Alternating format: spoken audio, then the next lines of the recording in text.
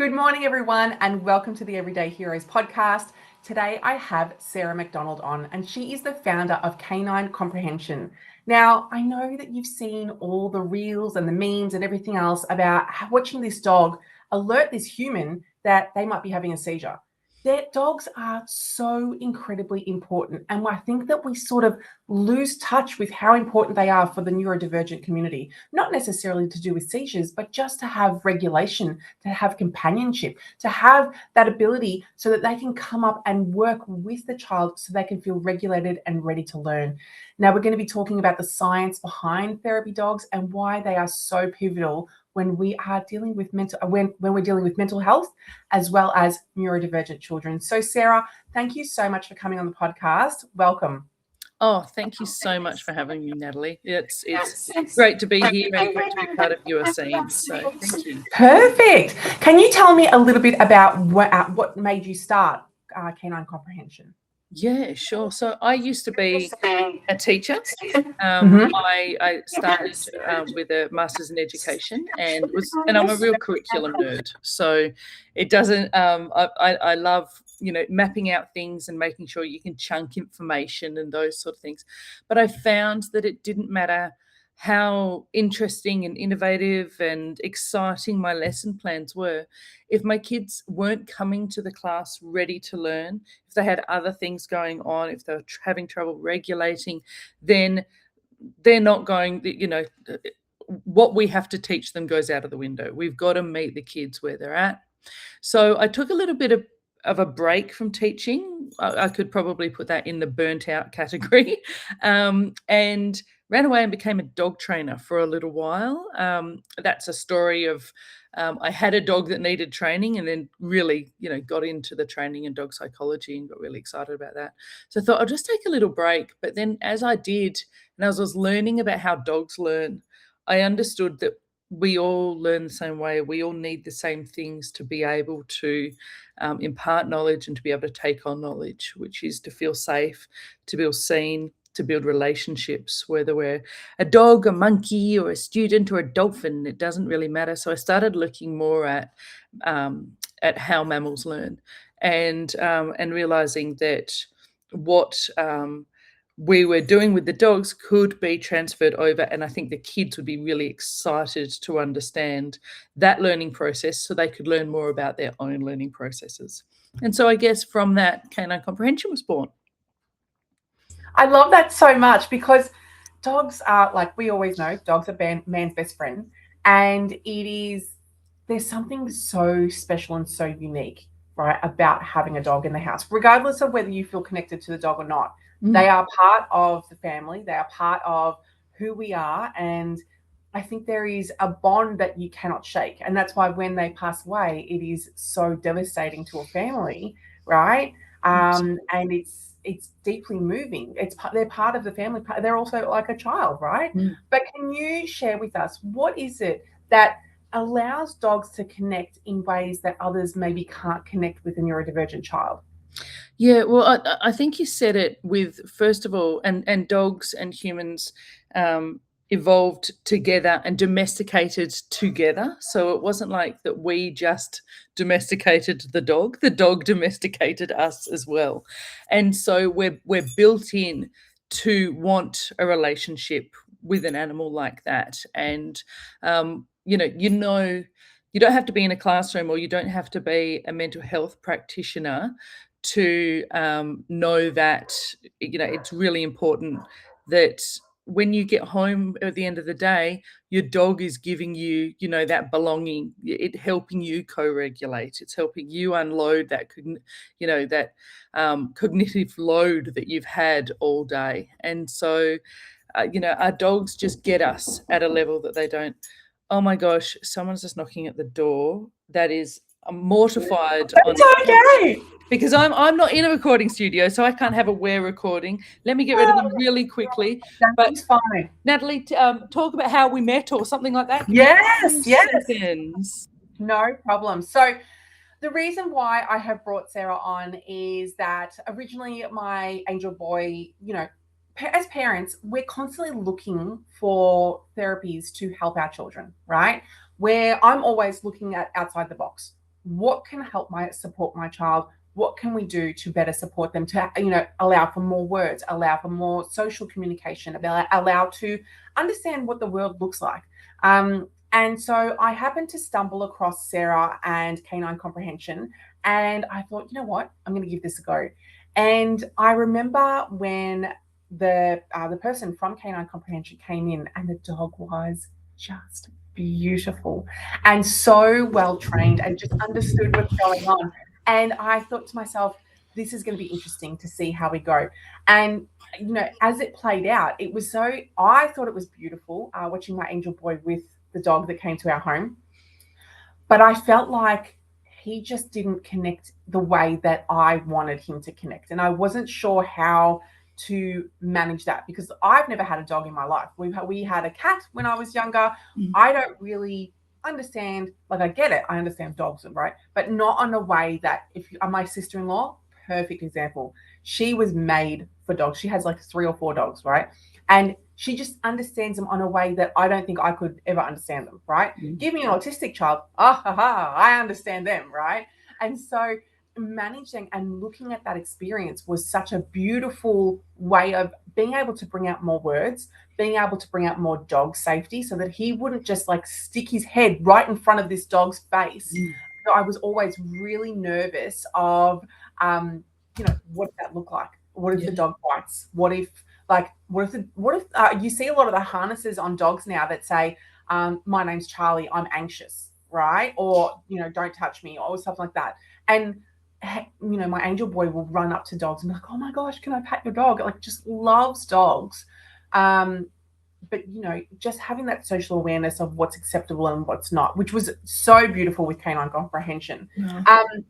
But what got me into the next thing is I wanted to understand, with therapy dogs, what is it and why is it so special for them to help neurodivergent children, either with maybe school refusal or with mental health struggles? Why do they play such a pivotal role in what does that look like, and how does it look like? Yeah, and I've got to say, there's a little bit. There was a lot of research, but the practiced work we did was really where we found the evidence here in actually spending time with kids who wanted to make those connections. I think the first thing is that, and we're very lucky, a lot of our neurodivergent kids have spoken to specialists before, or that they have a team of people willing to help, and a team of really well-meaning, wonderful people. But for that young person, and especially for their parents who are, navigating all of this and wanting to advocate for their child, it's still just another person in line, another stranger they have to get to meet.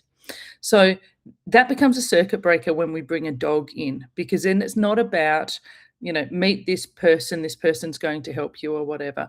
It's just, let's connect to the dog and let's see this as play and enjoyment first. So the dog is the connector, and then we call them mentors, but then the person handling the dog, the expert, the adult, the human, they come along for the ride, and the young person lets them because they want a relationship with the dog. So it starts breaking down boundaries and starts building up conversations faster, and builds relationships that would have happened, I'm sure, but could have taken months, and instead can take sessions, because the kid wants to be there. They want to be there with the dog. I think there's also a less direct approach, that we don't need to start talking to any individual about how you feel, what is your experience, which putting that spotlight on any of us, but especially on our young people, can really make people shrink away. So instead, talking about, what do we think Bingo the dog is thinking now? What do we think Bingo thinks of going to school, or if the kid is having trouble, with school can't, and they're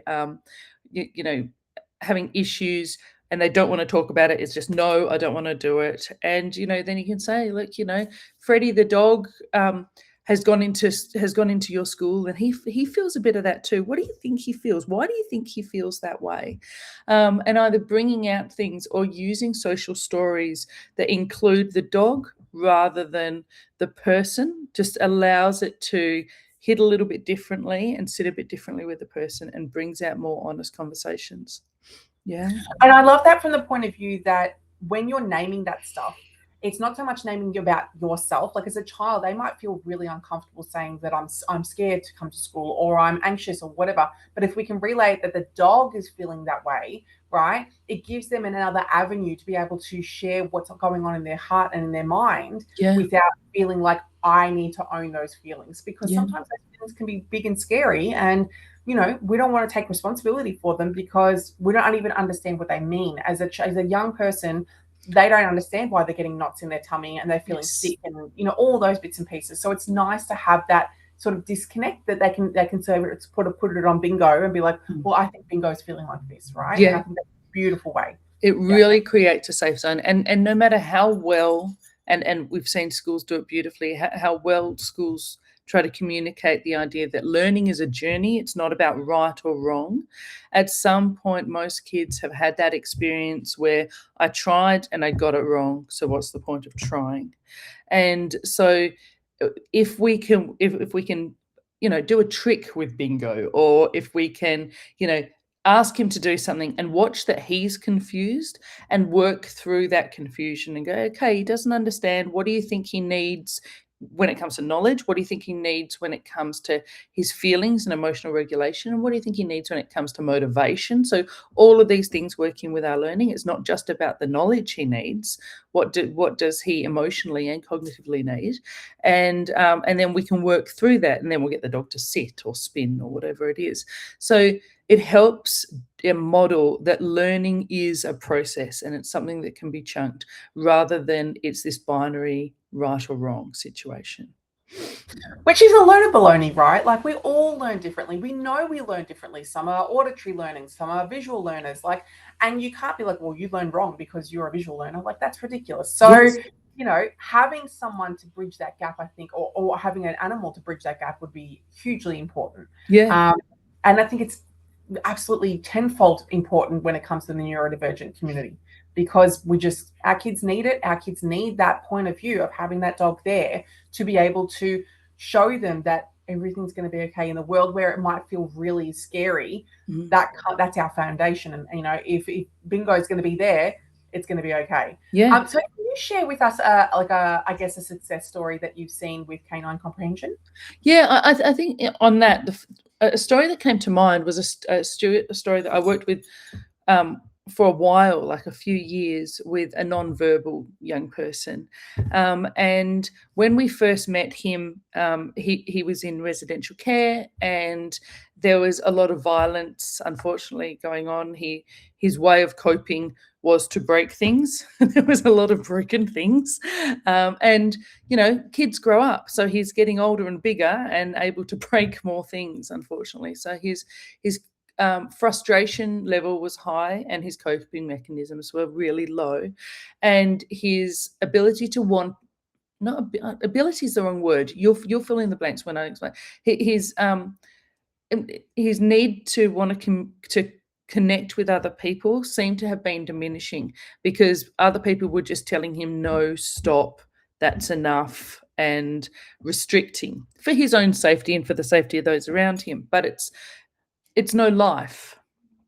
And so we started working with him. And at first, the group that we were working with were concerned that he might become violent against the dog. So we had a lot of things set in place.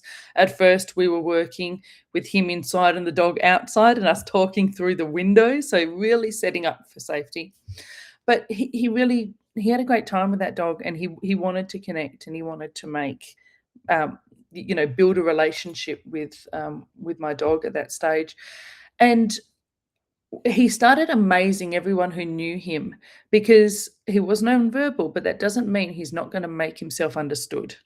And he started looking for other ways to explain how he was feeling.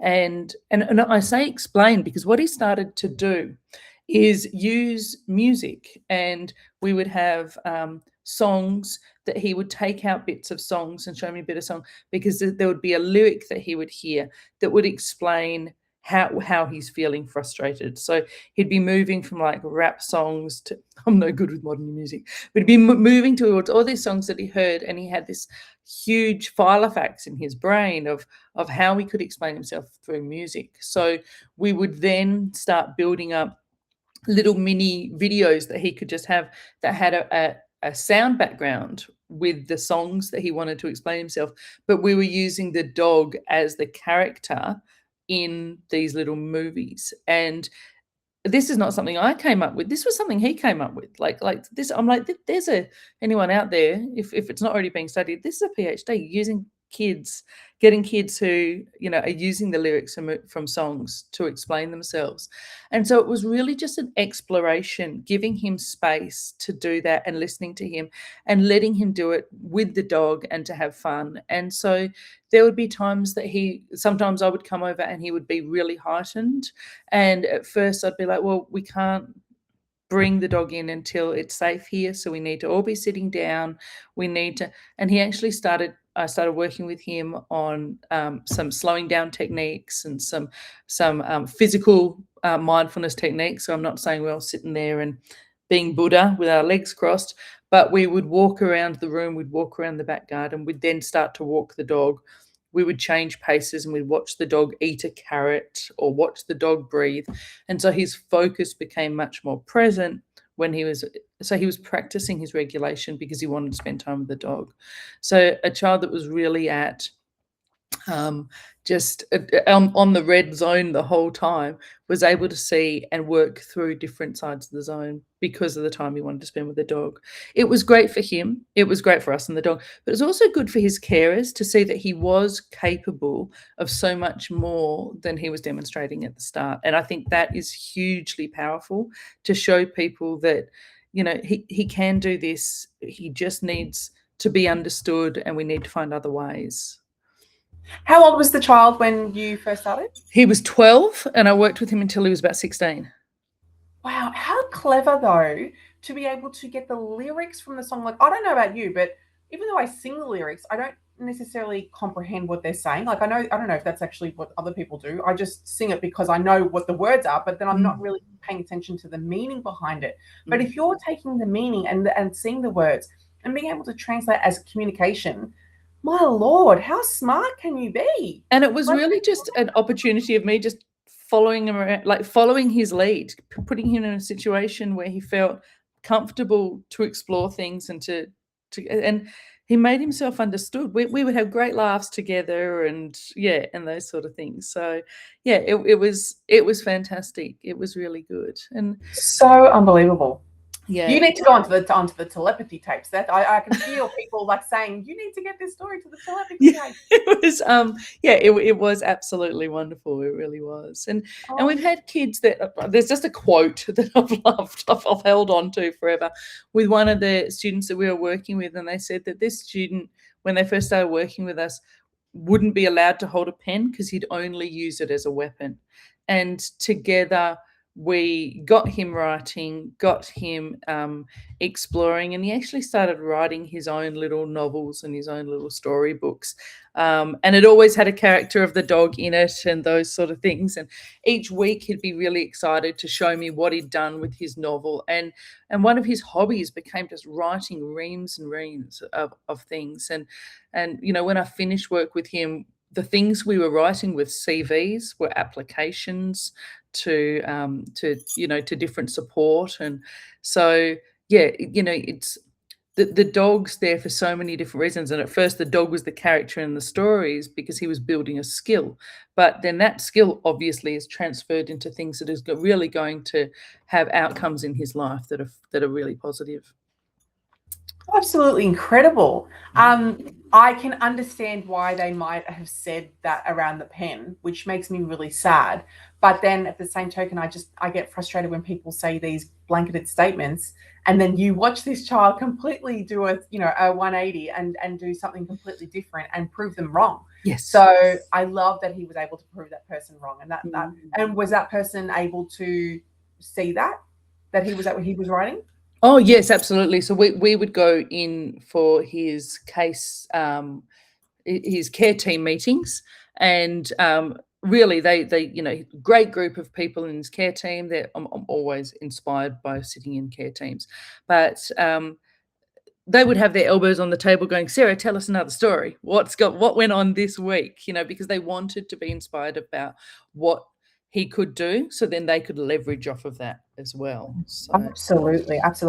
So obviously, dogs are harder because we can't, talk to them the way that, and they can't talk back. But what are the biggest misconceptions that you find where people are coming up and going, how is this dog going to come into my home and regulate this child where I'm ripping my hair out and I don't know what to do? Like, how is this even going to be possible? Like, what are they?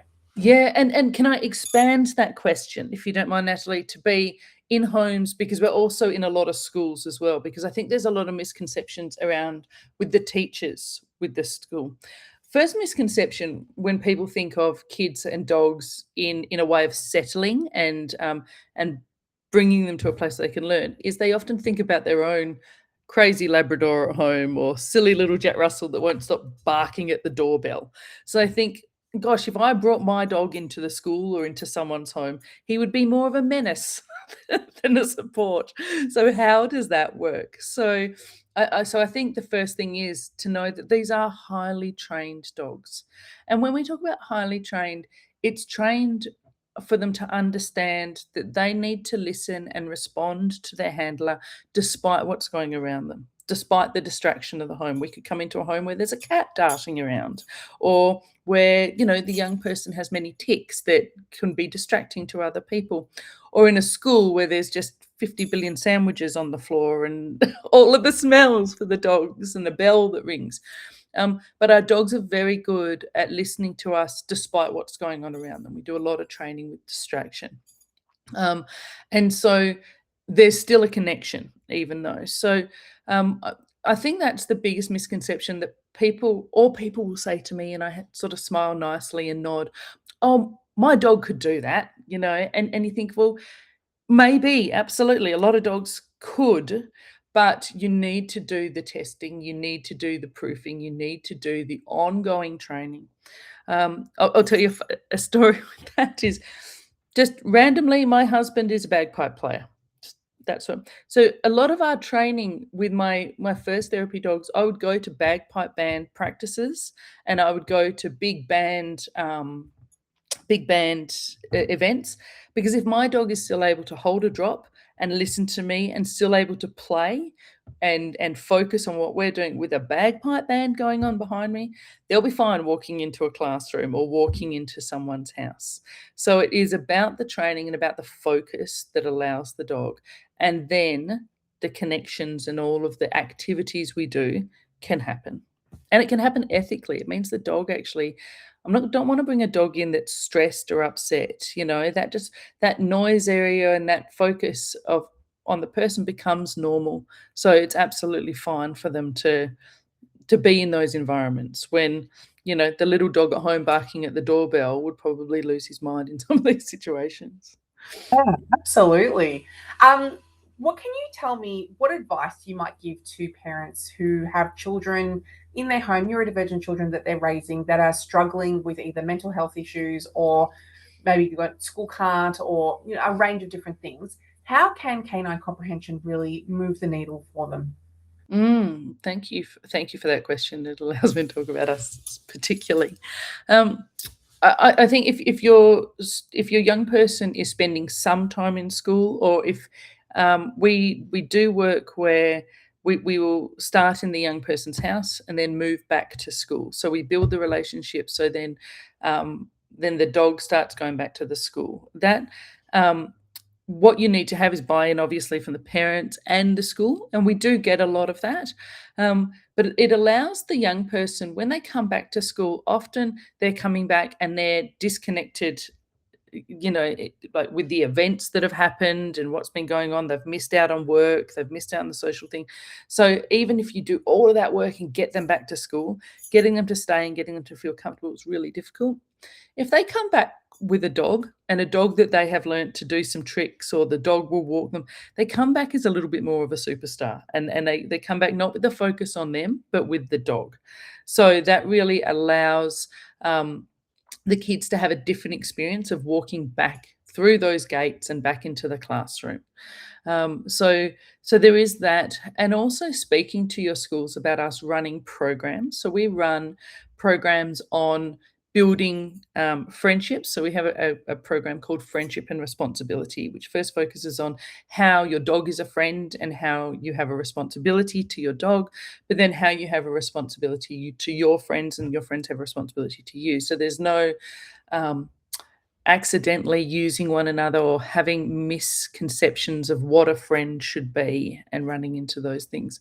So the kids that are struggling with friendship, one-on-one can be great at first, but they actually need to practice it with other peers, and they need to practice taking turns or enjoying each other's company, building something together. So running programs that are 8 weeks. We visit once a week to work with kids that need that extra support. We can really help when the teachers don't have time and don't have those resources. So we can be that extra resource to come in and support, that. Really, we want school just to be a happy place so the kids can learn. So we've just got to get that happy and safety first. Absolutely. Safety is everything. Mm. And like with any of us, how can we learn if we're not feeling safe? It's impossible. Yeah. How many dogs do you have on with the company now? Isn't it an interesting question? What's your staff? Well, I have about 25 dogs that work for me. So some of us, isn't that great? My workforce is a bunch of dogs. So the dogs, so mentors work for me. I think I have 17 mentors at the moment around Victoria. So they work 1 to 3 days a week, depending on their dog, depending on how many dogs they have. And yeah, we have about 25 dogs, including mine and my head of people and cultures dogs as well, because we'll do a little bit of work or we'll do a lot of demonstrations and those sort of things. So how do you know if a child comes to you and like a parent comes and brings their child and says, okay, we've got all these challenges going on right now. How do you know which dog to pair with which child? Like, is there a process with that, or how does that work? It's a logistical nightmare. And I've got to say that we have a wonderful daily organizer and scheduler. And when we first trained someone for that part, they've always had experience scheduling, but not like us, because you have to think of the driving from spot to spot. You have to think of the dog. You have to think of the mentor's load. Some dogs are really happy to do full days and then back it up the next day and can work again. Other dogs need a break the next day. So really, there isn't a lot of focus on matching the individual to the dog, because all of our dogs and our mentors are trained the same way. So the dogs will have a base on what's called tonal conditioning, so understand the variations in our voice, doesn't matter which dog. So I could grab any one of my mentor's dogs and use my training techniques and the dog would understand me straight away. So sometimes there's expertise with our mentors that we would like to match with that person, but really the dog has made sure that they've been trained and they've been assessed so they can go anywhere. So they can go almost anywhere. So, and it's funny because sometimes we do have people who say, oh, my child is really scared of dogs, so can we just get something small and fluffy? And we have to say, there's no one small and fluffy at that time available. So unfortunately, you're going to need the Mastiff. You're going to get the Mastiff. And at first, they're mortified. And then I'm just like, give us one session. Just let's see. Give us a session. And the mentors are great in making sure that the dog is still and the kids are safe, and the kids know that they can approach and the dog's not going to jump on them or it's not going to hurt them in any way.